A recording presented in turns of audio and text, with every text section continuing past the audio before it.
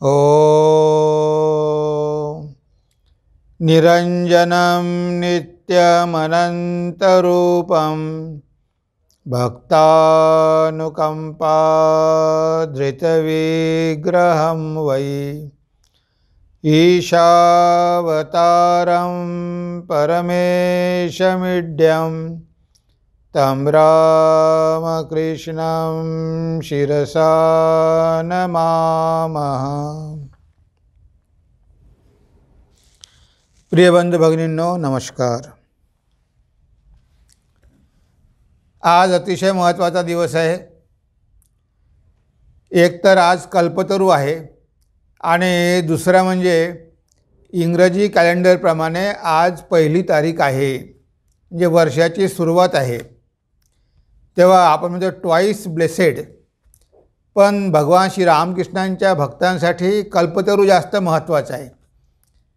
कारण भगवान श्री रामकृष्णांनी हाच दिवस निवडलेला होता की ज्या दिवशी त्यांनी आपल्या भक्तांवर विशेष कृपा केली। काशीपूर उद्यान वाटेत भक्तांवर विशेष कृपा केली आणि म्हणून हा दिवस आपल्या सगळ्यांसाठी फार महत्त्वाचा आहे। तेव्हा आपल्या सगळ्यांना माझ्या हार्दिक शुभेच्छा, नवीन वर्ष आणि कल्पतरूच्या हार्दिक शुभेच्छा। आपण कल्पतरू दिवस म्हणतो। आता कल्पतरूच्या दिवशीची काय घटना घडली ते आपल्या सगळ्यांना माहिती आहेच आणि आपण पुढे त्याचा उल्लेख करणारच आहोत। पण भगवान श्री रामकृष्णाने त्या दिवशी विशेष रूपानं कृपा केली, म्हणून अहेतुक कृपा सिंधू भगवान श्री रामकृष्ण। भगवान श्री रामकृष्ण कसे आहे? अहेतुक कृपा सिंधू। ते भक्तांवर कृपा करतात, कोणताही उद्देश मनात न बाळगता। कारण आपण या जगामध्ये बघतो बरेच लोक आपल्याला मदत करतात, पण त्यामागे काहीतरी हेतू असतो, काहीतरी उद्देश असतो। पण इथे भगवान श्री रामकृष्ण आपल्याकडून काहीही अपेक्षा करत नाही। त्यांना एकच अपेक्षा आहे की आपण त्यांची भक्ती केली पाहिजे, त्यांना आपलं समजलं पाहिजे, त्यांना आपलं केलं पाहिजे। भगवंताला भक्तांकडून कशाचीही अपेक्षा नसते। तो आहे भावाचा भुकेला, तो आहे भक्तीचा भुकेला, तो सगळं काही देऊ शकतो। आता इथे भगवान श्री रामकृष्णाने कृपा केली। त्या कृपा केली म्हणजे काय? कृपा म्हणजे काय? प्रथम आपल्याला हेच समजलं पाहिजे की भगवंत कृपा करण्यासाठी नेहमीच तयार असतात। कारण त्यांचं भक्तांवर इतकं प्रेम असतं, इतकं काही ओथंबून प्रेम वाहत असतं की भक्तांवर कृपा करावी, त्यांचे दुःख दूर करावे, त्यांना आनंद द्यावा हे सतत भगवंताला वाटत असते। त्यासाठीच तर शरीर धारण करून ते अवतार घेतात आणि या जगामध्ये एवढे दुःख सहन करतात। पण हे लक्षात ठेवा की भगवंताने कृपा केल्यामुळे जर आपल्या जीवनामध्ये दुःख येत असतील तर अशा प्रकारची कृपा भगवंत करणार नाही, हे आपण लक्षात ठेवा। कारण शेवटी आपण अज्ञानी बालक, आपण सगळे जीव अज्ञानी आहोत। आपल्याला आपलं भलं कशामध्ये आहे हे सुद्धा कळत नाही आणि आपण एखाद्या लहान मुलाप्रमाणे भगवंताला मागत राहतो। आपल्याला जरी कळलं नाही तरी भगवंताला कळतं ना। लहान मुलाला कळत नाही की जास्त दूध प्याल्यामुळे किंवा जास्त चॉकलेट खाल्ल्यामुळे पोट किंवा दात खराब होतील। त्या मुलाला कुठे कळते? ते म्हणते आई मला दूध पाहिजे, मला दूध पाहिजे, मला चॉकलेट पाहिजे। पण आईला माहिती आहे की याला जर खूप दूध दिलं तर याच्या पोटामध्ये बिघाड होईल। खूप जर चॉकलेट खाल्ले तर दाताला किडे लागतील, म्हणून आई काही देत नाही। आता आई मुलाला देत नाही म्हणून काही आईची मुलावर कृपा नाही का? कृपा आहेच, पण दिल्यामुळे आपलं नुकसान होणार आहे हे आपल्याला कळत नाही। भगवंताला कळतं। त्याला माहिती आहे की हे अज्ञानी जीव उगीचच माझ्याजवळ अशा प्रार्थना करतात की ज्या प्रार्थनामुळे त्यांना बंधनात पडावं लागतं। आणि भगवान तर येतात आपल्याला मुक्त करण्यासाठी। त्यांना माहिती असते की ही माझी माया आहे आणि हे जीव माझी मायाच मागतात। आता मला माहिती आहे की यांना ही जर माया दिली तर हे बंधनात पडतील, म्हणून मी त्यांना देत नाही, तर त्यांना वाईट वाटतं. त्यांना वाटतं की ह्या सगळ्या गोष्टी भगवंताने आम्हाला दिल्या पाहिजे. तर बघा, भगवंत देऊ शकतो, पण आपण त्याचा वापर करू शकत नाही. भगवंताने दिलेल्या गोष्टींमध्ये जर आपण अडकून पडलो तर हळूहळू आपण भगवंतालाच विसरून जातो. म्हणून भगवंत सुरुवातीला आपल्या काही इच्छा पूर्ण करतात. का करतात? कारण आपली त्यांच्यावर श्रद्धा बसावी म्हणून. म्हणजे आपला विश्वास वाढतो. आपण भगवंताजवळ प्रार्थना केली आणि त्याप्रमाणे जर घडलं तर आपली भगवंतावरची श्रद्धाभक्ती वाढते. त्याचा एवढाच उपयोग आहे. पण आपण सतत जर मागत राहिलो मग आपली त्या आध्यात्मिक जीवनामध्ये प्रगतीच होत नाही. आपण जिथे आहोत तिथेच राहतो. म्हणून सुरुवातीला ठीक आहे, पण थोडा समज आल्यानंतर, लहान मुलगा थोडा मोठा झाल्यानंतर मग तो ह्या गोष्टीसाठी आग्रह करत नाही. त्याला मग कळते, कारण त्याच्या बुद्धीमध्ये विवेक निर्माण होतो. त्याला ते कळतं की ह्या गोष्टी त्याच्या आरोग्यासाठी चांगल्या नाही, म्हणून तो आईला मागत नाही. पण आपण मोठं जरी झालो तरी आध्यात्मिक जीवनामध्ये आपण बालकच असतो. शेवटपर्यंत आपण मागतच राहतो. स्वामी विवेकानंद म्हणायचे की better to be born in temple but not to die there. मंदिरामध्ये किंवा चर्चमध्ये जन्म घेणं बरं आहे, पण तिथेच मरायचे नाही. म्हणजे तुम्ही आध्यात्मिक जीवनाला सुरुवात मंदिरापासून करा, तुम्ही भगवंताला प्रार्थना करा, पण तिथेच अडकून राहू नका. तो भगवंत काही फक्त मंदिरामध्येच आहे असं नाही. जो मंदिरामध्ये आहे तोच तुमच्या हृदयात पण आहे. हनुमानजी म्हणायचे की अगं मंदोदरी, तू मला काय फसवते, तू मला फळं देऊन काय लोभात पाडते का? तो कल्पतरू माझ्या हृदयामध्येच आहे आणि मी जेव्हा जे मागतो ते मला तो देऊ शकतो. ह्या मला तुझ्या फळांचा लोभ दाखवू नको, ते तुझ्याकडेच राहू दे. जेव्हा हनुमानजी ब्रह्मास्त्र घेऊन निघाले होते तेव्हा मंदोदरी त्यांना प्रलोभनं दाखवत होती. आता हा कल्पतरू आपल्या हृदयामध्येच आहे. भगवंत कुठे नाही सांगा बघू? भगवंत हे फक्त मंदिरामध्येच आहे का? त्यांनी रामकृष्ण हे रूप जरी धारण केलेलं असलं तरी तो सर्वव्यापी आहे, सर्वत्र आहे, सगळं बघणारा आहे, सगळं करणारा आहे. आता अशी आपली हळूहळू प्रगती झाली पाहिजे. फक्त मंदिरात जाऊन भगवंताला प्रार्थना करणं की मला हे दे, की मला ते दे, तो देऊ शकतो. जे मागतात ते सुद्धा भगवंताचेच भक्त असतात आणि ते बरे आहे. आता जे लोक नास्तिक आहे, भगवंताचं कधी चिंतनच करत नाही, त्यांच्यापेक्षा 1000 पटीनं हे लोक बरे आहे. म्हणून तर भगवंत गीतेमध्ये म्हणतात की चतुर्विधा भजन्ते माम, माझे भक्त 4 प्रकारचे आहेत. आणि ते कसे आहे?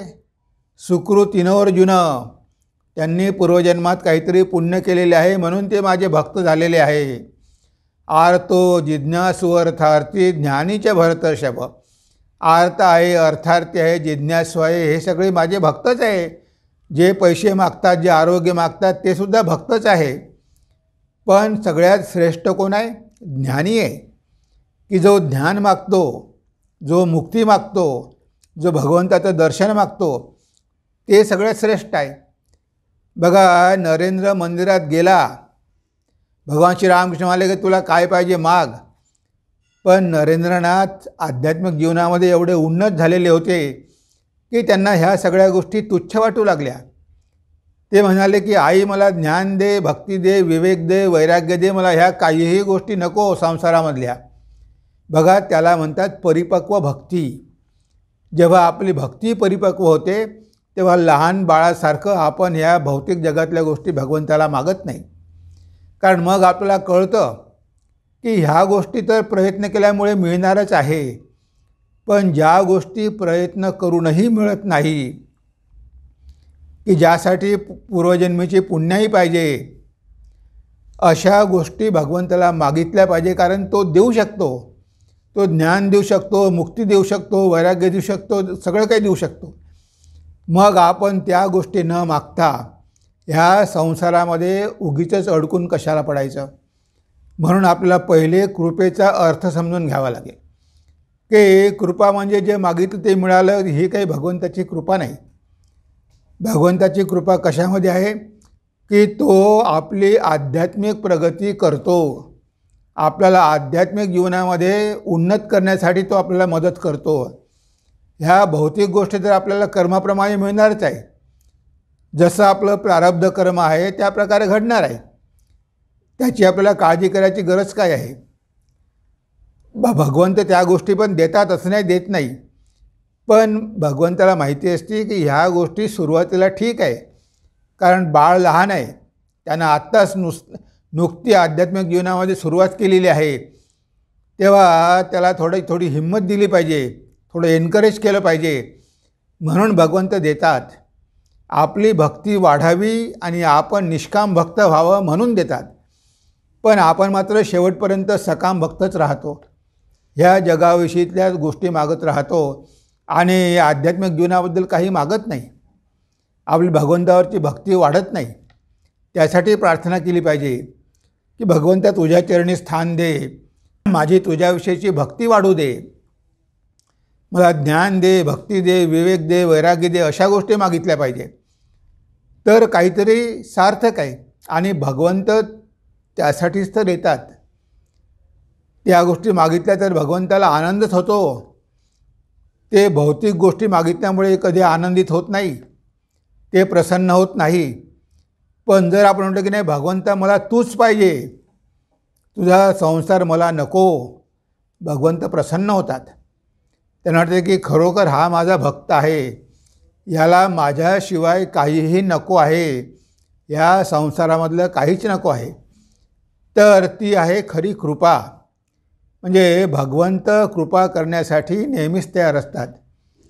आता भगवंताने जरी कृपा केली तर त्या कृपेची धारणा करण्याची आपल्यामध्ये शक्ती असते का, सामर्थ्य असते का. बघा कधीकधी भगवंत कृपा करतात, आध्यात्मिक जीवनामध्ये पण कृपा करतात. पण त्या आध्यात्मिक जीवनामध्ये केलेली कृपा धारण करणं, आपलं पात्र तेवढं मोठं आहे का, ते आपण धारण करू शकतो का.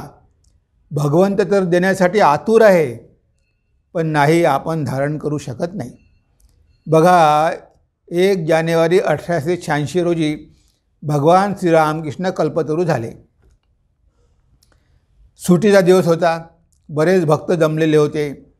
तिथे गिरीश होता, रामचंद्र दत्त होते, अजून बरेच काही भक्त होते. तिथे वैकुंठनाथ सन्याल होते.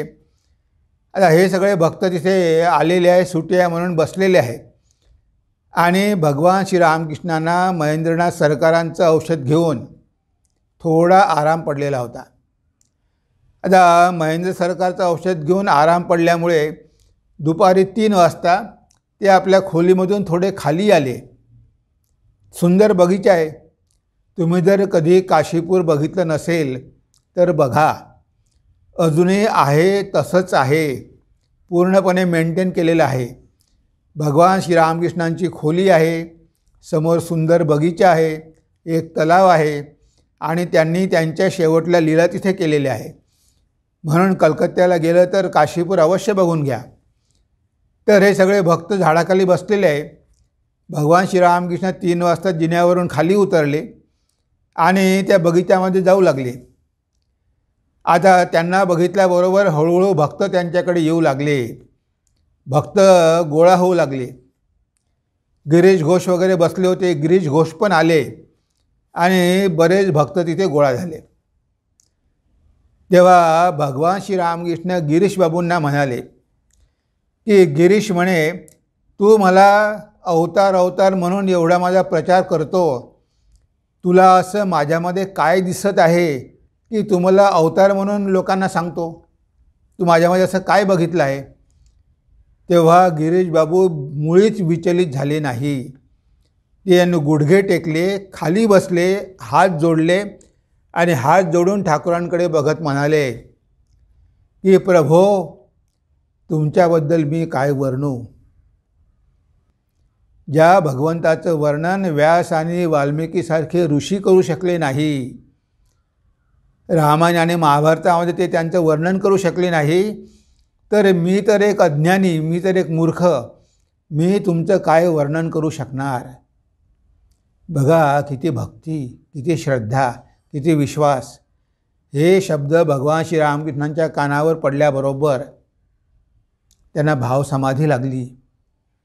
त्यांना आठवण झाली आपण कोण आहोत, आणि ते समाधीमध्ये बराच वेळ उभे राहिले. भक्तांनी फुलं तोडली, तिथली फुलं आणली, त्यांच्या पायावर वाहू लागले आणि रामकृष्ण की जय, श्री रामकृष्ण की जय असे म्हणून जोराजोरात आवाज करू लागले. आता जेव्हा ते जयघोष देत होते भगवंताचा, तेव्हा हळूहळू त्यांची समाधी भंग पावत होती. हळूहळू ते साधारण स्थितीमध्ये आले. मग भक्तांनी प्रणाम करायला सुरुवात केली आणि भक्तांनी प्रणाम केला की भगवान श्री रामकृष्ण त्यांच्या डोक्यावर हात ठेवायचे किंवा त्यांच्या छातीला स्पर्श करायचे आणि म्हणायचे की तुमचं चैतन्य होवो. इंग्रजीमध्ये may your spiritual consciousness be awakened, Bengali तोमार चैतन्य होक. आता असे जेव्हा ते म्हणाले की तुमचं चैतन्य जागृत हो, आता ते चैतन्य आपल्या सगळ्यामध्ये आहे, पण ते कसं आहे, सुप्त अवस्थेमध्ये आहे, आपल्याला त्याची जाणीव नाही.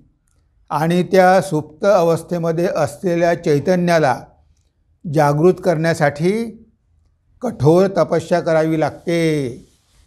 ऋषीमुनी हिमालयात जाऊन, गुहेत जाऊन, नर्मदा किनारी जाऊन कितीतरी वर्ष कठोर साधना करायचे, तेव्हा कुठे ते चैतन्य जागं व्हायचं.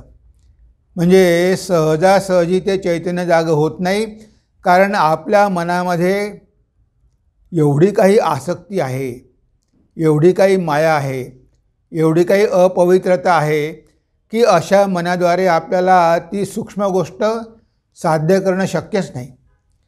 पण भगवंताच्या कृपेनं काय अशक्य आहे? भगवंताच्या कृपेनं सगळं काही होऊ शकतं. तेव्हा भगवान श्रीरामकृष्णांनी स्पर्श केला आणि तुमचं चैतन्य जागृत हो असं म्हटलं, आणि असं म्हटलं आणि स्पर्श केल्याबरोबर प्रत्येक भक्ताला आध्यात्मिक अनुभूती होऊ लागल्या. रामचंद्र दत्त होते, बरेच भक्त होते, त्यांना भगवंताचं दर्शन झालं. ते ज्या भगवंतावर ध्यान करत होते आत्तापर्यंत, ते भगवंताचं रूप त्यांना हृदयात दिसू लागलं. असे किती प्रकारचे अनुभव झाले आणि सगळे हसायला लागले, कोणी रडायला लागलं, म्हणजे भाव विभोर होऊन गेले. आणि भगवान श्रीरामकृष्ण सगळ्यांकडे बघत आहे. अशावेळी वैकुंठ संन्याल पण आला. वैकुंठ संन्यालाने पण प्रणाम केला आणि ठाकूरांनी त्याच्या छातीला स्पर्श केला आणि त्याला दिसलं की सगळीकडे भगवंतच आहे, सगळीकडे भगवान श्रीरामकृष्णच आहे. आकाशामध्ये, झाडामध्ये, पाण्यामध्ये सगळीकडे भगवान श्रीरामकृष्ण, त्यांचं ते हास्यमुख दिसत आहे सगळीकडे. म्हणजे त्यांना ती अद्वैताची अनुभूती झाली. बघा, अद्वैताची हायेस्ट अनुभूती झाली, आनंद विभोर झाले.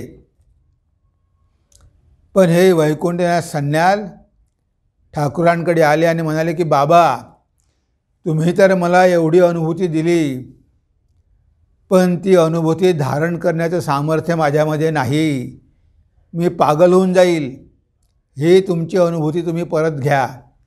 आता बघा, म्हणजे भगवंताने अहेतुक कृपा केली, पण आता वैकुंठनाथ संन्याल धारणा करू शकले नाही.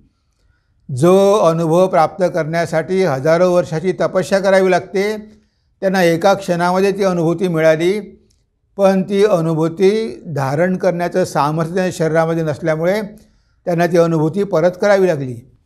अनेक भक्तांनी अशा अनुभूती झाल्या होत्या, त्यांनी परत केल्या की नाही, आम्हाला सह्य होत नाही. मथुरबाबू ठाकूरांनी कृपा केली, 3 दिवस भावावस्थेत राहिला, नेहमी ओम ओम ओम ओम करत होता, ओंकाराचा जप करत होता. तेव्हा बऱ्याच डॉक्टरांना बोलावण्यात आलं, पण काही फरक पडेना.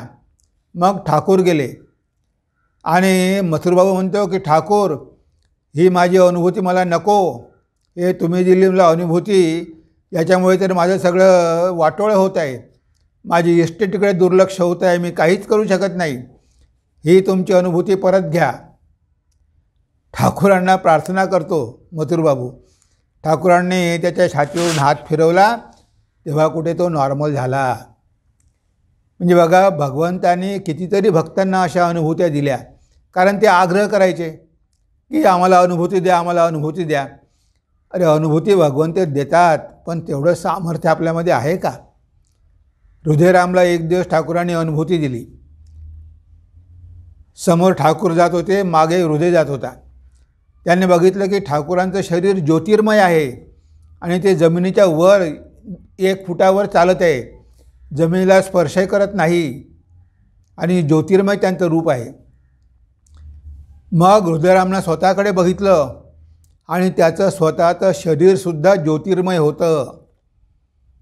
आणि ती अनुभूती झाल्यावर तो ओरडला, मामा मामा मामा, आपण या जगातले नाही, आपण या जगातले नाही, आपण दिव्य पुरुष आहोत. चला आता आपण लोकांचं कल्याण करू, लोकांना उपदेश देऊ. खूप जोराजोरामध्ये ओरडू लागला. श्रीरामकृष्ण लगेच परत आले, त्या छातीवरून हात फिरवला, तो एकदम जड होऊन गेला. म्हणजे ठाकूर तुम्ही हे काय केलं, मी किती आनंदामध्ये होतो. म्हणजे अरे साल्या, तू एक अनुभूती पचवू शकला नाही, ओरडायला लागला. अशा दररोजच्या मला कितीतरी अनुभूती होतात, पण तो हा छोटासा अनुभवसुद्धा तू ग्रहण करू शकला नाही, मग तुला उपयोग काय अशी अनुभूती देऊन? म्हणजे बघा, भगवंत अनुभूती देण्यासाठी तयारच आहे, कारण त्यासाठीच तर ते आले आहे. पण आपली पात्रता पाहिजे, आपण पहिले त्यासाठी पात्र झालो पाहिजे. आपलं शरीर मन सुदृढ पाहिजे. आता आपल्यामध्ये सामर्थ्य नसेल तर आपल्या शरीराचे तुकडे तुकडे होऊन जाईल, आपण डायजेस्ट करू शकणार नाही. ते तर द्यायला तयार आहे, पण आपली घेण्याची तयारी कुठे आहे? तेव्हा पहिले आपण हे ओळखलं पाहिजे की ती अनुभूती भगवंतांनी दिली, ती सहन करण्याची क्षमता आपल्यामध्ये आहे का? जर ती सहन करण्याची क्षमता नसेल तर आपल्याला मानसिक आजार होऊ शकतात, कारण आपण तो पॉवर, ती शक्ती, ते सामर्थ्य या छोट्याच्या शरीरामध्ये आपण धारणच करू शकत नाही. बल्ब आहे फक्त 100चा आणि तुम्ही मागता 1000चा पॉवर. आता 1000ची विद्युतच्या 100च्या बलामध्ये जर टाकली, फुटून जाईल. बरेच लोक पागल होतात. म्हणून जोर करून काहीही होत नाही. त्यासाठी पहिले आपल्या शरीराची मनाची तयारी करावी लागते. त्यासाठी तर साधना आहे, साधना करावी लागते, तेव्हा कुठे ह्या गोष्टी प्राप्त होतात. आणि साधना न करता आणि संसारामध्ये एवढी आसक्ती असताना जर आपण अनुभूतीची अपेक्षा केली, अनुभूती कदाचित भगवंत देईल, कारण तो अहेतुक कृपासिंधू आहे, तो अनुभूती देतो, पण आपण मात्र त्याची धारणा करू शकत नाही. मग ठाकूर म्हणजे अरे तूच तर मागत होता, पण मला तेव्हा काय माहिती होतं की असं होईल म्हणून. म्हणजे भगवंत पहिले नाही म्हणायचे, अरे नाही नाही, ते तुला काही गरज नाही, आईची इच्छा असेल तर होईल. पण जेव्हा भक्त खूपच आग्रह करायचे तेव्हा ते एखाद्या वेळेस थोडीशी अनुभूती द्यायचे, थोडेसे ग्लिम्स द्यायचे, आणि तेवढेसुद्धा भक्त सहन करू शकत नव्हते. बघा, अशी आपली अवस्था होऊन जाते. आता हे भगवंत जे कृपा करतात, त्या भगवंताच्या कृपेमध्ये सुद्धा अनेक प्रकार आहेत. पहिलं म्हणजे साधन सिद्ध. ठाकूर स्वतः सांगायचे की म्हणे काहींना भगवंताची कृपा प्राप्त करून घेण्यासाठी अनेक साधना करावी लागते. अनेक साधना केल्यानंतर कुठे भगवंताची कृपा होते.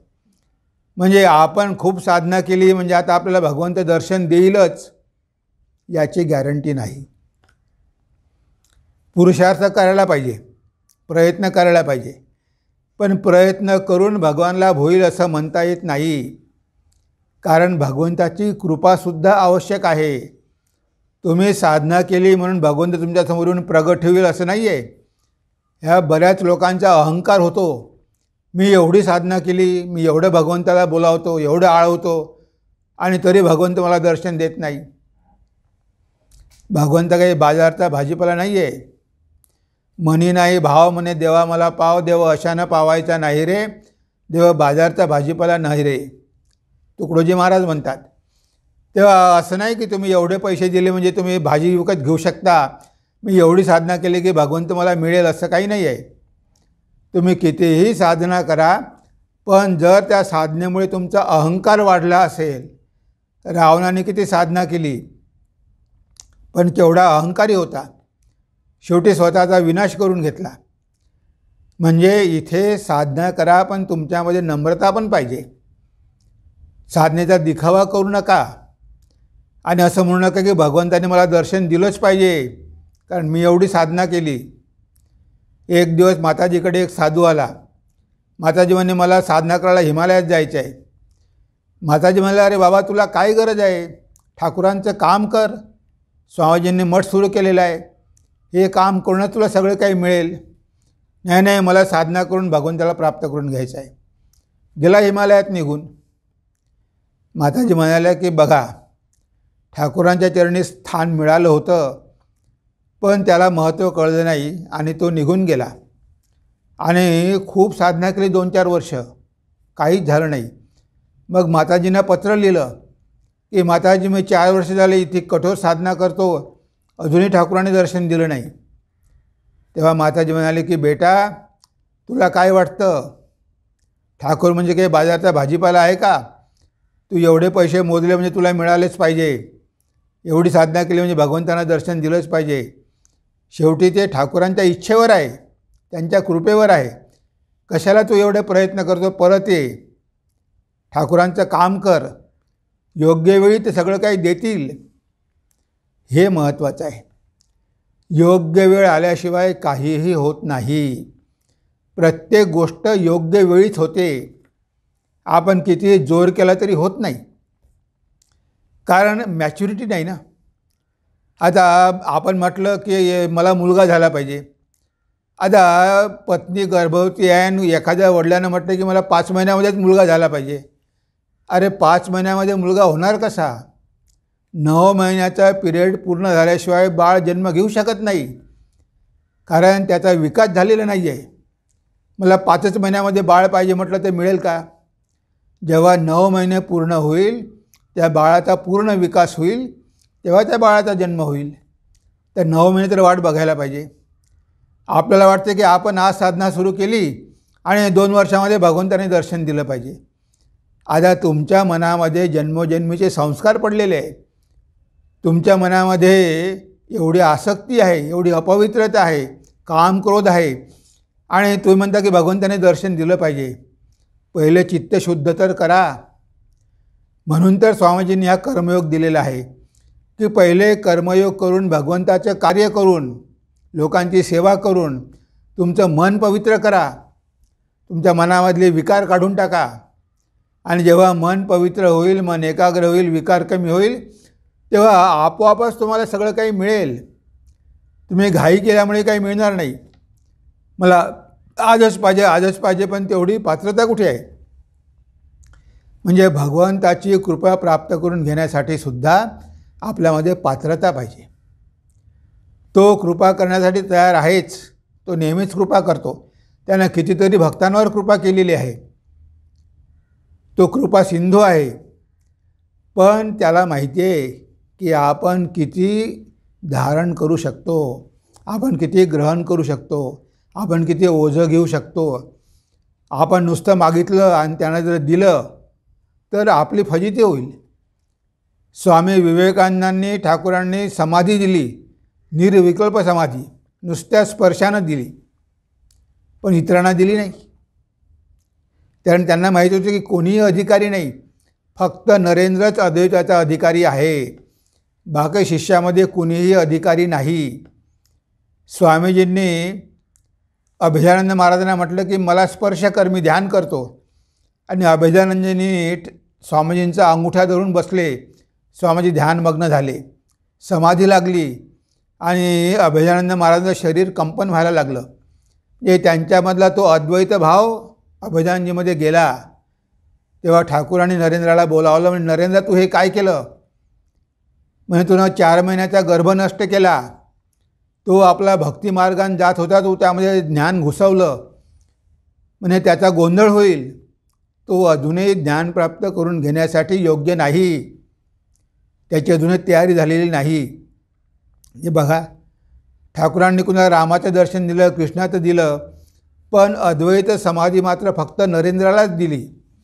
म्हणजे त्यांना माहिती होतं की कोणाची किती क्षमता आहे आणि कोण किती घेऊ शकतो हे बघून ते द्यायचे. म्हणून योग्य वेळ आल्याशिवाय भगवंतावर जोर करून की कसे करून कृपा करून मला दर्शन द्या, ते दर्शन देतील. ज्यावेळेस आपलं मन पवित्र होईल, ज्यावेळेस आपली भक्ती परिपक्व होईल, ज्यावेळेस आपली जगावरची आसक्ती कमी होईल, तेव्हा ते दर्शन देतील ना. त्यासाठीच तर ते येतात.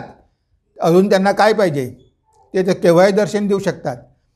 पण आपली तेवढी क्षमता नसते, आपण ग्रहण करू शकत नाही. त्याचे दुष्परिणाम शरीरावर आणि मनावर होतात. म्हणून भगवंताची कृपा प्राप्त करून घेण्यासाठी पहिले आपल्याला आपल्यामध्ये योग्यता निर्माण करावी लागेल. धारण करण्याची योग्यता आपल्यामध्ये निर्माण झाली पाहिजे. तर इथे भगवंत म्हणायचे की 4 प्रकारचे सिद्ध आहे.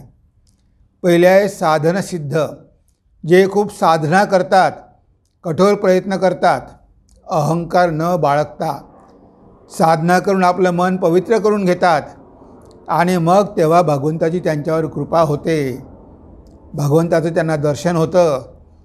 पण ते त्यांच्या प्रयत्नामुळे होत नाही, तर भगवंताच्या कृपेमुळे होतं. त्याला म्हटलं आहे साधना सिद्ध. दुसरे आहे हठासिद्ध. काही काही साधक असतात, थोडी साधना करायला सुरुवात केली की लगेच त्यांना सिद्धी प्राप्त होते, एकदम सिद्धी प्राप्त होते.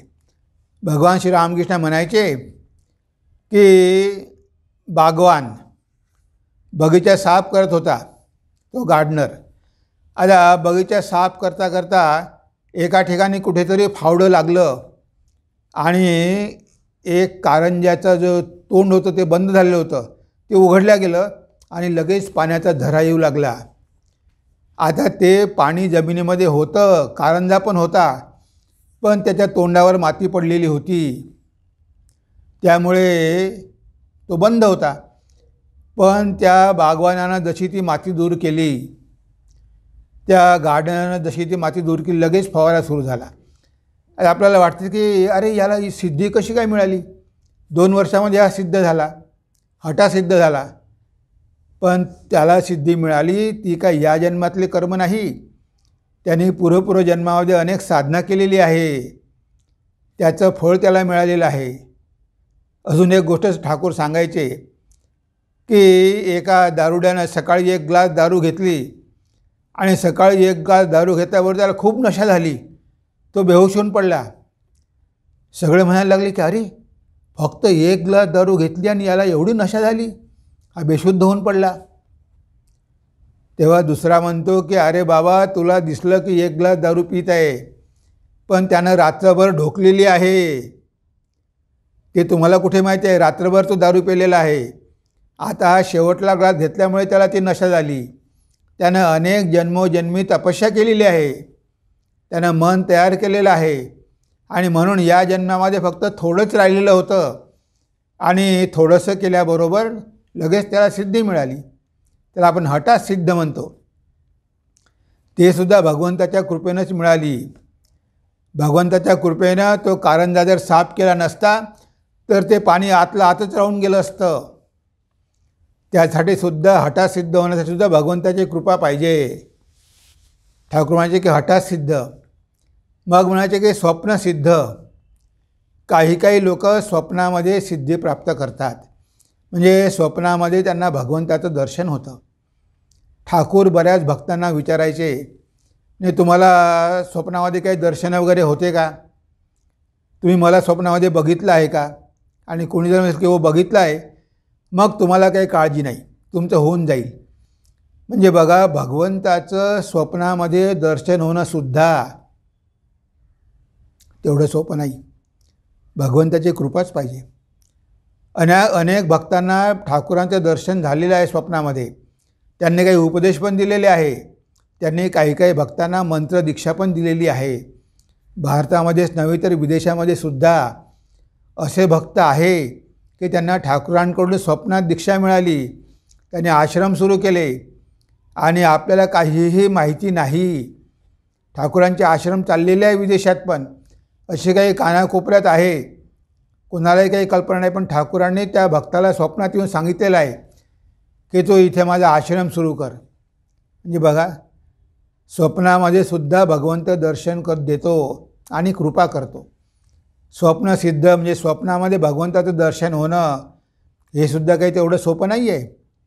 तुकाराम महाराजांना चैतन्य बाबाजींनी दर्शन दिलं, स्वप्नामध्ये मंत्र दिला, जय जय रामकृष्ण हरी, आणि मग तेव्हा त्यांनी साधना केली आणि सिद्धी मिळवली. म्हणजे बघा, संतांनासुद्धा भगवंताचं दर्शन स्वप्नामध्ये झालेलं आहे आणि त्यांना स्वप्नामध्ये सिद्धी प्राप्त झालेली आहे. म्हणजे स्वप्नसिद्ध पण आहे की स्वप्नामध्ये त्यांना भगवंताचं दर्शन होऊन मार्गदर्शन मिळते आणि ते मुक्त होऊन जातात. स्वामी अशोकानंदजी महाराज, आता त्यांना स्वामीजींनी स्वप्नामध्ये संन्यास दिला, स्वप्नामध्ये मंत्र सांगितला. ते म्हणाले की ते माझं स्वप्न नव्हतं, माझी अनुभूती होती. मी स्वामी विवेकानंदांचा शिष्य आहे. तेव्हा स्वामीजींनी शरीर सोडलेलं होतं आणि शरीर सोडल्यावरसुद्धा अशोकानंदी महाराजांना त्यांनी स्वप्नामध्ये संन्यासही दिला, मंत्रदीक्षाही दिली. अशोकानंदजींनी सगळ्या महाराजांना विचारलं, ब्रह्मांजींना विचारलं, महापुरुषजींना विचारलं. तेव्हा ते सगळे म्हणाले की आता तुला दीक्षा घेण्याची गरज नाही, साक्षात शिवाकडून तुला दीक्षा मिळालेली आहे, साक्षात स्वामीजीकडून तुला संन्यास मिळालेला आहे, म्हणून तुला आता आमच्याकडून दीक्षा घ्यायची गरज नाही. आणि अशोकानंद शेवटपर्यंत स्वतःला स्वामीजींचा शिष्य समजायचे. जरी स्वामीजी गेल्यानंतर त्यांना स्वप्न पडलं तरी ते म्हणायचे की मी स्वामीजींचा शिष्य आहे, हे सगळ्या डायरेक्ट डिसायपलनी मान्य केलेलं आहे, मी आता कुणाकडून दीक्षा घेणार नाही. म्हणजे बघा, ही असते कृपा, ही असते स्वप्नसिद्ध. स्वप्नामध्ये सुद्धा भगवंत कृपा करतो आणि आपलं जीवन धन्य करतो. आणि चौथ्या प्रकारचे म्हणजे कृपासिद्ध, भगवंताच्या कृपेनं ते सिद्ध होतात. ठाकूर एक छान उदाहरण द्यायचे.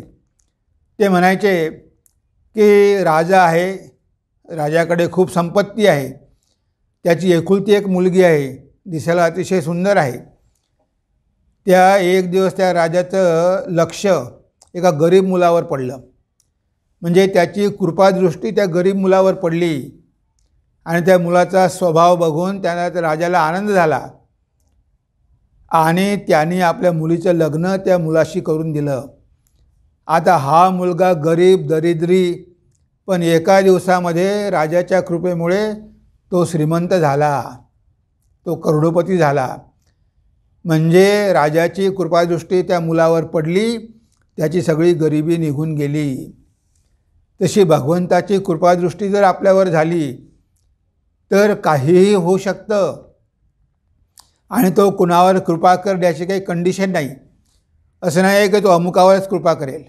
ठाकूर म्हणायचे की लहान मुलगा वडिलांनी जर नवीन कपडे घेऊन दिले असेल तर घेऊन फिरतो, माझ्या बाबांनी दिले, माझ्या बाबांनी कपडे दिले, माझ्या बाबांनी कपडे दिले. कोणी म्हटले की अरे मला दे, तुला मी पैसे देतो, चांगले कपडे देतो, नाही नाही मी देणार नाही, माझ्या बाबांनी दिले, मी देणार नाही. आणि शेवटी तो देत नाही. पण मात्र त्याच्या मनावर त्याचं मूड बदललं की तो कपडे काढून कोणाला एखाद्याला देऊन टाकतो, निघून जातो. म्हणजे सगळं काही त्याच्या इच्छेवर अवलंबून आहे. तो मागितल्यानंच काही देतो असं नाही. कुणावर केव्हा कशी त्याची कृपा होईल हे आपण काहीच सांगू शकत नाही. आणि त्याच्या कृपेचे प्रकारसुद्धा वेगवेगळे आहे. तो कुणावर कशा प्रकारे कृपा करेल हे पण आपण सांगू शकत नाही. आता बघा, राणी रासमणी तिथे गाणं ऐकत आहे, मंदिरात बसलेली आहे, ठाकूरांना गायला सांगितलं, ठाकूर गात आहे, ती ऐकते आहे. पण गाणं ऐकते का तिचं मन भरकटायला लागलं, तिच्या मनामध्ये संसाराचे विचार येऊ लागले. ठाकूरने तिच्या गालावर एक जोरात थापड ठेवली. आता तिच्या गालावर थापड मारली ती पण भगवंताची कृपा आहे. लोकांना कळत नाही. लोकांना वाटतं की भगवंताची कृपा म्हणजे आपोआपच मिळते. थापड मारली. ती थापड मारल्याबरोबर तिथे राणी रासमणीला देवीचं साक्षात दर्शन झालं. तिच्या हृदयामध्ये तिला देवी दिसली आणि तिचं मन आनंदित झालं. ती अनुभूती तिला मिळाली. सगळे नौकर ठाकूरांना मारायला आले तेव्हा ती म्हणाली, खबरदार, कोणीही पुजाऱ्याच्या अंगाला हात लावू नका. कारण तिला कळलं की ते मारणं नव्हतं, ती कृपा होती. त्या आईची विशेष कृपा तिच्यावर झाली होती ठाकूरांच्या माध्यमातून. म्हणजे ठाकूर अशा प्रकारे पण कृपा करू शकतात. आपल्या जीवनामध्ये दुःख आले, कधीकधी ते दुःख आपल्यावर कृपा करण्यासाठी येतात. कारण ते दुःख जर आले नसते तर कदाचित आपलं मन भगवंताकडे वळलं पण नसतं. आता आमच्या जीवनामध्ये एवढे दुःख आले, ही भगवंताची कृपा आहे असं आपण नाही म्हणू शकत. कारण आपली भक्ती तेवढी परिपक्व नाही. पण कधीकधी दुःखामधून सुद्धा भगवंताची कृपा होते. म्हणून कुंती म्हणायचे की भगवान कृष्णा, मला नेहमी दुःख दे. जीवनामध्ये जेव्हा जेव्हा दुःख येते तेव्हाच मला तुझी आठवण होते, नाहीतर मी तुला विसरून जाते. म्हणून जीवनामध्ये दुःख जर आले तर तीसुद्धा भगवंताची कृपा आहे असं आपण समजलं पाहिजे. अरे भगवंत मला एवढा का त्रास देतो? हे दुःख जीवनामध्ये आल्याशिवाय आपलं मन संसारामधून निघत नाही आणि भगवंताकडे जात नाही. आपल्याला हा संसारच नित्य वाटतो. तेव्हा कधीकधी आपल्याला भगवंत धक्के देऊन जागं करतो की अरे याच्यामध्ये रमू नको, हे सगळं नश्वर आहे. आणि त्या दुःखामधून आपण धडा शिकलो पाहिजे आणि भगवंताकडे गेलो पाहिजे. ह्या जगाचं जे स्वरूप आहे, हे स्वरूप अनित्य आहे हे आपल्याला कळलं पाहिजे. म्हणून भगवंत दुःख देतो. तेव्हा अशा प्रकारे राणी रासमणीवर कृपा केली. आता योगानंद महाराज बघा, योगानंद ठाकूरांचे संन्यासी शिष्य, ठाकूरांचे भक्त ठाकूरांकडे यायचे. पण आईवडिलांनी एवढा आग्रह केला की जबरदस्तीनं त्यांचं लग्न लावून दिलं. आईने त्याला बोलावलं, फोन करून कॉल करून बोलावलं, ट्रंक पाठवून बोलावलं, टेलिग्रॅम केला, आई आजारी आहे. तो आला आणि त्यापूर्वी त्याचं लग्न पण फिक्स करून टाकलं. तो म्हणाला की मी लग्न करणार नाही. आईने खूप काकुळत केली. अरे तू हे काय बोलतो योगेन? तुझ्या वडिलांनी शब्द दिलेले आहे, त्यांचा अपमान होईल. तू माझ्यासाठी तरी लग्न कर, नाहीतर मी जिवंत राहू शकणार नाही. आता आई रडायला लागली. ते आईचे अश्रू बघून योगेन महाराजांनी लग्न केलं. पण काही दिवसानंतर तेच आई म्हणाली की तू संसाराकडे लक्ष देत नाही. तेव्हा योगेन महाराज म्हणाले की तू म्हणाली म्हणून मी लग्न केलं, माझी तर इच्छाच नव्हती. तेव्हा आई म्हणते की कोणाची जर इच्छा नसेल तर तो लग्न करेल का? हे काय कारण सांगते तू? तुझी इच्छा होती म्हणून तू लग्न केलं. तेव्हा योगेन महाराजांना खूप मोठा धक्का बसला. अरे ज्या आईवर मी एवढं प्रेम केलं, ती आई म्हणते की माझी इच्छा होती लग्न करायची म्हणून मी केलं. तिच्या आग्रहास्तव मी लग्न केलं आणि आज तीच पलटली. ठाकूरांनी योगेनला बोलावून घेतलं. योगेन जायचं टाळायचा. आता मी लग्न केलेलं आहे, आता मी त्यांच्याकडे कसं काय जाऊ? पण ठाकूरांनी त्याला बोलावून घेतलं आणि आल्याबरोबर लगेच आलिंगन दिलं. नाही का, योगेन तुला काय झालं? सांग तुला काय पाहिजे? लग्न झालं म्हणून काय झालं? माझं पण लग्न झालेलं आहे. लग्न झालं म्हणून एवढा घाबरतो कशाला? जर इथली कृपा असेल, म्हणजे माझी कृपा असेल, ठाकूर म्हणाले, तर एक नाही 1000 लग्न जरी तू केलेस तरी तुझं कोणीही काहीही बिघडवू शकणार नाही. बघा केवढी मोठी कृपा आहे. म्हणजे सांग तुला काय व्हायचं आहे? तुला संन्यासी व्हायचं आहे की गृहस्थ व्हायचं आहे? तुला गृहस्थ व्हायचं असेल तुझ्या पत्नीला घेऊन ये, मी तिच्या जिभेवर काहीतरी मंत्र लिहून देईल. ती तुझ्या आध्यात्मिक मार्गामध्ये कधीही अडथळा होणार नाही. काय तुला संन्यासी व्हायचं आहे ते सांगते पण मी करू शकतो. आणि शेवटी योगेन महाराजांनी संन्यासी होण्याचंच पत्करलं आणि शेवटी ते स्वामी योगानंद झाले. त्यांनी संन्यास घेतला. म्हणजे ही असते भगवान श्रीरामकृष्णांची कृपा. त्यांची कशी कृपा होते की त्यांच्या कृपेमुळे मार्गातले सगळे अडथळे दूर होऊन जातात. अशी ठाकूरांनी कितीतरी भक्तांवर कृपा केली. त्या भक्तांच्या जीवनाचा पूर्णपणे जीवन परिवर्तन करून टाकलं. जे भगवान श्री रामकृष्ण कृपा करतात. आता इथेच बघा ना, कशा प्रकारे योगांनी माझ्यावर कृपा केली. असे कितीतरी शिष्य होते. स्वामी अद्वैतानंद असे बरेचसे शिष्य आहे, गृहस्थ भक्त. त्या सगळ्यांवर ठाकूरांनी कृपा केली. त्यांचं जीवन धन्य झालं. मथुरबाबूवर कृपा केली, हृदयराम त्याच्यावर कृपा केली. एवढंच नव्हे तर हाजरा एवढा त्रास द्यायचा. तेव्हा ठाकूर म्हणाले की आज याचं होणार नाही, पण शेवटल्या क्षणी त्याला सगळं काही मिळेल. आणि शरीर सोडण्यापूर्वी ठाकूरांनी दर्शन दिलं आणि दर्शन देऊन त्याच्यावर कृपा केली, त्याचा उद्धार केला. अशा कितीतरी भक्तांचा ठाकूरांनी उद्धार केला. ते जरी कृपेसाठी योग्य नव्हते, पात्र नव्हते, तरी त्यांच्यावर कृपा केली. स्वामी अद्भुतानंद आपल्याला माहिती आहे काहीही शिकलेले नव्हते. ठाकूर म्हणाले एक दिवस की अरे माझे पाय दाबून दे. आता तो पाय चोळून देत होता, पायाचा मसाज करत होता आणि त्याचं शरीर कापायला लागलं. त्याला वेगवेगळ्या अनुभूती व्हायला लागल्या. ठाकूर म्हणाले की अरे तुझे रामजी काय करत आहे. तुला मला काही कळत नाही. तुझे रामजी सुईच्या टोकामधून उंट आणि हत्ती घालत आहे. म्हणजे तू जरी छोटा आधार असला तरी तुझ्यामध्ये आध्यात्मिकता भरल्या जात आहे. ठाकूरांनी सगळं काही महाराजांना दिलं, लाटू महाराजांना दिलं. फक्त ते ठाकूरांचे पाय चोळता चोळता त्यांना अनुभूती झाली. जे किती भक्तांना अशा प्रकारच्या अनुभूती ठाकूरांनी दिल्या. फक्त कृपा करून, म्हणजे ते अहेतुक कृपा सिंधू आहे. ते कोणावरही केव्हाही कशीही कृपा करू शकतात आणि त्यांची कृपा झाल्याशिवाय आपण कितीही प्रयत्न केले तरी आपल्याला यश मिळणं शक्य नाही. भगवंताची कृपा कुणावर कशी कधी होईल हे सांगता येत नाही. भगवंताच्या दृष्टीनं सगळे समान. ते कुठेही भेद करत नाही की हा गरीब आहे की हा श्रीमंत आहे, स्त्री आहे, पुरुष आहे, उच्च जातीमध्ये जन्माला आलेला आहे, निम्न जातीमध्ये जन्माला आलेला आहे, असा भेद ते मुळीच करत नाही.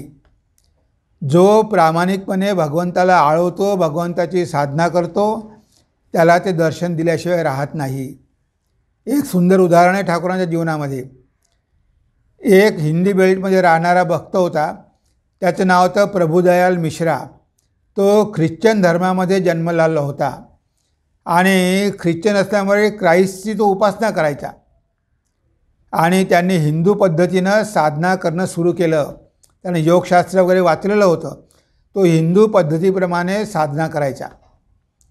एक दिवस त्यानं क्राइस्टला खूप प्रार्थना केली की म्हणे आज या जगामध्ये असे कोणी सिद्धपुरुष आहे का.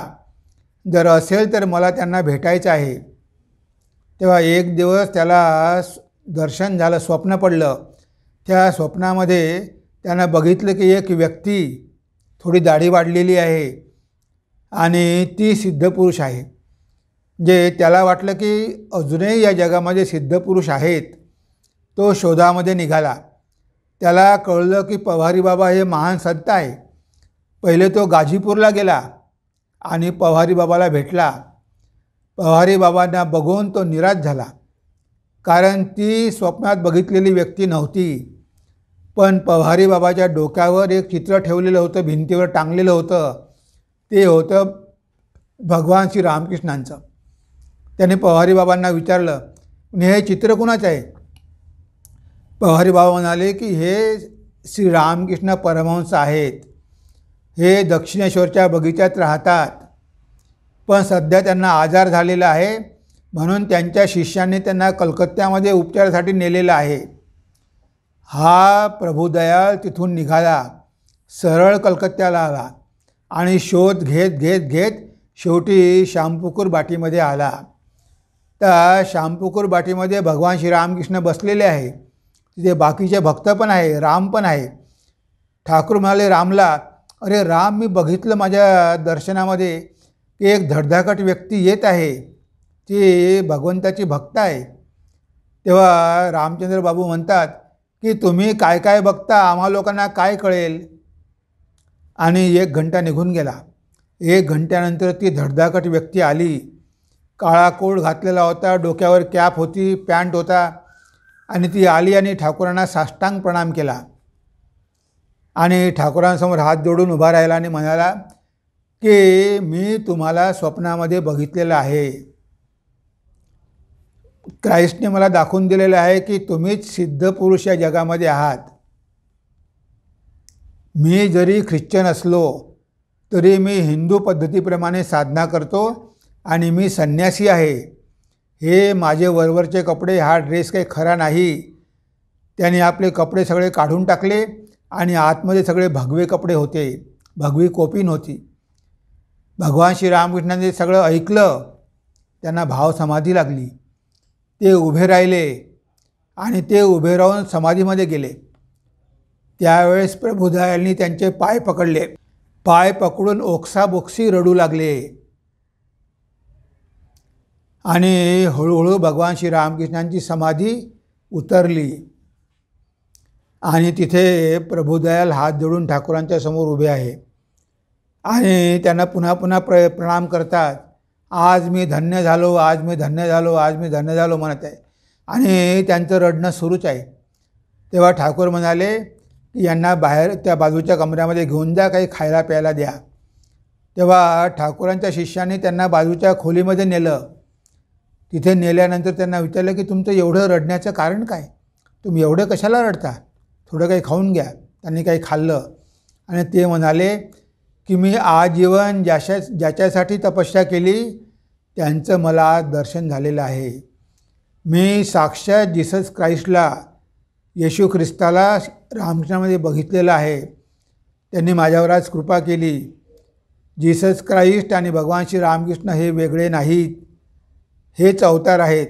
हे चैतन्याचे अवतार आहेत, जीससचे अवतार आहेत आणि हे रामकृष्ण अवतार पण आहेत. म्हणजे बघा, भगवंतानी ख्रिश्चन मनुष्यावर सुद्धा कृपा केली, कारण त्याची भक्ती एवढी गाढ होती. तुम्ही कोणत्याही धर्मामध्ये असा, पण तुम्ही जर खरोखर प्रामाणिकपणे भगवंतावर भक्ती करत असाल तर भगवान श्रीरामकृष्णांची कृपा झाल्याशिवाय राहणार नाही. ते धर्म, जात, पात, लिंग, भेद काही बघत नाही.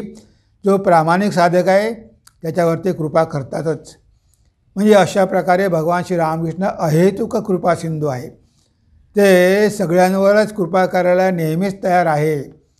फक्त आपल्याला त्यासाठी तयारी करावी लागते. ते तर कृपा नक्कीच करणार आहे. तेव्हा बघा, हे उदाहरण, एक ख्रिश्चन मनुष्य भगवान श्रीरामकृष्णांची कृपा प्राप्त करतो आणि जन्माचं सार्थक करून घेतो. ज्या भगवंतासाठी साधना केली त्या भगवंताचं ठाकूरांमध्ये त्यांना दर्शन होतं. ही भगवंताची केवढी त्यांच्यावर कृपा आहे. आणि आपण किती भाग्यवान की त्यांच्या चरणाचा आश्रय आपल्याला मिळालेला आहे. ही त्यांची कृपा नव्हे का? ह्या जगामध्ये करोडो लोक आहेत, लाखो लोक आहेत, पण त्या सगळ्यांना भगवान श्रीरामकृष्णांचा महिमा अजून माहिती नाही आहे. पण त्यांनी ज्यांना आपल्या महिमेचं महत्त्व जाणून दिलेलं आहे, आपण कोण आहोत हे दाखवून दिलेलं आहे, ज्यांनी त्यांच्या चरणाचा आश्रय घेतला आहे, जे त्यांच्या छत्रछायेखाली आलेले आहे, ते खरोखर धन्य आहे. जर भगवंताची कृपादृष्टी नसती तर आपण इथे येऊ शकलो नसतो. ठाकूर मथुरबाबूंच्या छतावर जायचे, त्यांची कुटी होती, त्या कुटीच्या छतावर जायचे आणि जोराजोरात रडायचे भक्तांसाठी. अरे तुम्ही कुठे आहात, कुठे आहात, लवकर या, मी तुमच्यासाठीच आलेलो आहे, सगळं काही तयार आहे.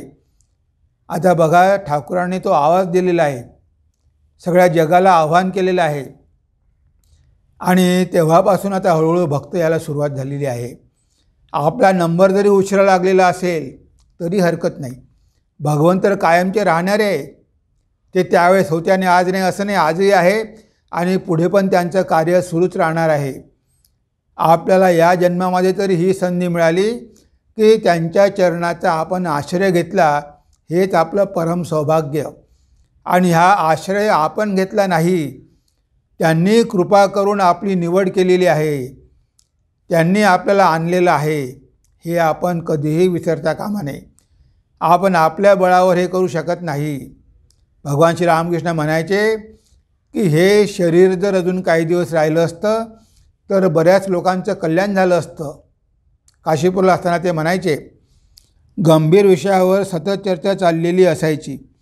एके दिवशी भावाविष्ट होऊन मध्येच खुनांनी तर मध्येच अगदी हळू आवाजात श्रीरामकृष्ण सांगू लागले, आणखी काही दिवस जर हे शरीर राहिले असते तर लोकांमध्ये आध्यात्मिक जागृती झाली असती, पण आता ह्या देहाला इथे ठेवण्याची आईची इच्छा नाही. हा साधा भोळा मूर्ख कुठे सगळे काही न देऊन टाको. आधीच तर या कलियुगात कोणी जप करीत नाही की ध्यान करीत नाहीत. म्हणजे ते म्हणाले की आता आई हे शरीर ठेवणार नाही. मी मूर्ख, मी अज्ञानी, मी लोकांच्या दुःखानं द्रवित होऊन सगळं काही देऊन टाकतो, पण आईला ते आवडत नाही. लोकांनी काहीतरी प्रयत्न केले पाहिजे. मी सगळ्यांना देऊन टाकलं तर त्यांना आपोआप मिळते. म्हणून ते म्हणाले होते की मी जाण्यापूर्वी हांडी बाजारात फोडून जाईल, म्हणजे लोकांना माझं दिव्यत्व कळेल. आणि काशीपूरला 1 जानेवारी 1886ला त्यांनी उघड्या बाजारामध्ये आपली हांडी फोडली आणि सगळ्यांना नुसत्या स्पर्शानं, कुणाला शब्दानं, कुणाच्या जिभेवर मंत्र लिहून, कुणाच्या कानामध्ये मंत्र सांगून लोकांचं चैतन्य जागृत केलं. अभिधानजी महाराज म्हणून म्हणतात, संस्पर्श मात्रेण नृणाम समाधी. ठाकूरांचं एवढं सामर्थ्य होतं की नुसत्या स्पर्शानं जीवांना समाधीचा अनुभव देण्याची क्षमता त्यांच्यामध्ये होती. एवढी आध्यात्मिक शक्ती घेऊन भगवंत यावेळेस प्रगट झालेले आहे. आणि ते एकटे नाही, त्यांच्याबरोबर 16 संन्यासी शिष्य, सगळे ब्रह्मज्ञानी आणि बाकी गृहस्थ भक्त. म्हणजे एवढ्या प्रमाणावर आध्यात्मिकता या जगामध्ये आलेली आहे. सगळ्या जगामध्ये आध्यात्मिकतेचा पूर वाहत आहे. पण आंधळ्यांना हे दिसतं कुठं? ज्यांना दिसतं, ज्यांना कळतं तेच याचा फायदा घेऊ शकतात. आणि भगवंताची कृपा झाल्याशिवाय त्यांचं महात्म्यसुद्धा आपल्याला कळत नाही. त्यांचं थोडंफार महात्म्य आपल्याला कळालेलं आहे, ही भगवंताची असीम कृपाच आपल्यावर आहे असं म्हणायला हरकत नाही. तेव्हा आजच्या या कल्पतरूच्या पावन दिनी भगवान श्रीरामकृष्णाचरणी प्रार्थना करतो की त्यांनी आमचं सगळ्यांचंसुद्धा चैतन्य जागं करावं, आमचं आध्यात्मिक चैतन्य जागृत करावं आणि आमच्या जीवनाचं जे परमध्येय आहे ते या जन्मामध्येच आम्हाला साध्य करून घेणं शक्य करून द्यावं, अशी त्यांच्या चरणी प्रार्थना करून आज आपण आपल्या चिंतनाला इथेच विराम देऊया. नमस्कार, धन्यवाद. अहेतुक कृपा सिंधु रामकृष्ण दीनबंधु, रामकृष्ण दीनबंधु. अहेतुक कृपा सिंधु, अहेतुक कृपा सिंधु रामकृष्ण दीनबंधु, रामकृष्ण दीनबंधु, रामकृष्ण दीनबंधु. त्यांचे चरण वंदिता, त्यांचे चरण वंदिता. पार होई भव सिंधु, पार होई भव सिंधु, पार होई भव सिंधु. रामकृष्ण दीनबंधु, रामकृष्ण दीनबंधु, रामकृष्ण दीनबंधु. अहेतुक कृपा सिंधु रामकृष्ण दीनबंधु.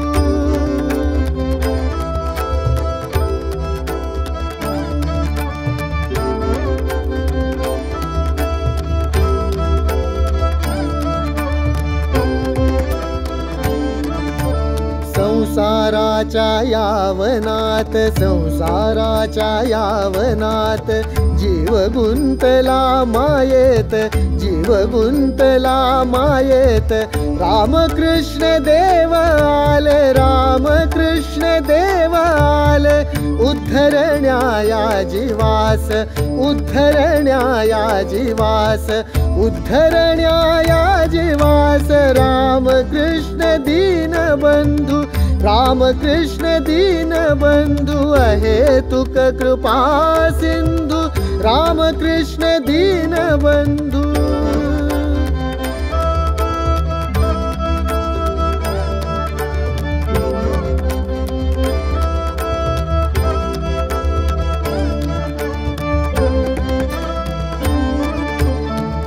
श्रीकांत म्हणे देवा, श्रीकांत म्हणे देवा, श्रीकांत म्हणे देवा, मी रे शरणागत, मी रे शरणागत, श्रीकांत म्हणे देवा.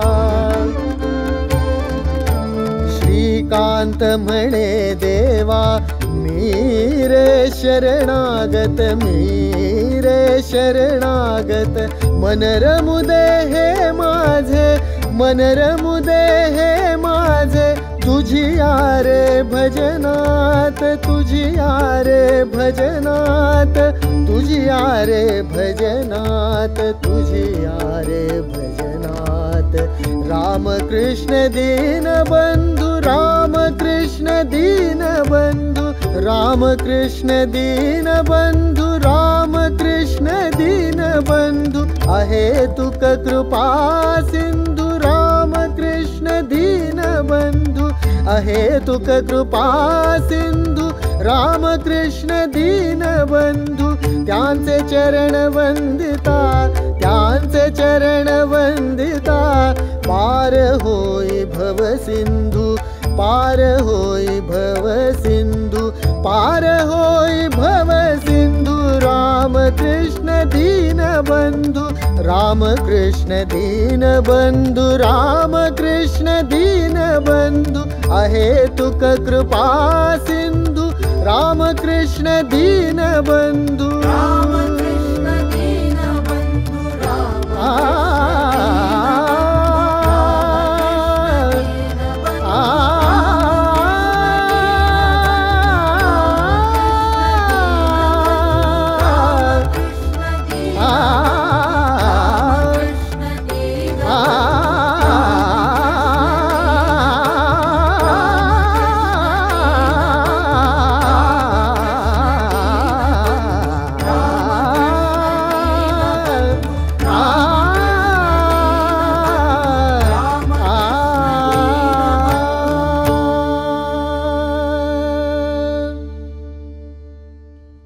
सर्वे भवन्तु सुखिनः, सर्वे सन्तु निरामयाः, सर्वे भद्राणि पश्यन्तु, मा कश्चित् दुःखभाग् भवेत्, मा कश्चित् दुःखभाग् भवेत्.